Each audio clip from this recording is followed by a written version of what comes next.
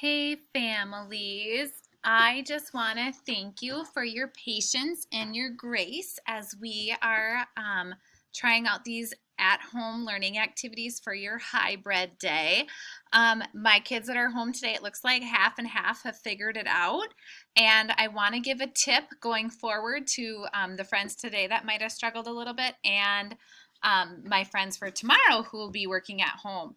So I will always have a video here in the front that will kind of say a good morning message. These aren't good examples because these are the kids that were here today. But anyways, so you're going to have a morning message in here. And then the friends, you're going to click activities where the light bulb is. Now you're going to look for your activity date. So today was Monday, and then again tomorrow is Tuesday. So friends, you're going to click the add response button, and then you're going to click, well, you won't have to click your name because you're already signed in.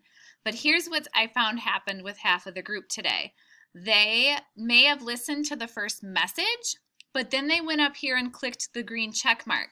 Once you click that check mark, that sends it to me so that I can look at it and respond. Then that means that you didn't do any of the activities. And I want to show you the trick around that. So let's say you accidentally hit that green check mark. What you're going to do is look at these three dots here. You're going to tap them. You're going to go to Edit Post, and it will open it back up for you so that now you can go to tap on each slide to go to the next activity. So just making sure that you do the work on each one. Use your pencil or your marker or your highlighter to be checking off. I should see a picture here when you're done. Check it off and then go to the next slide.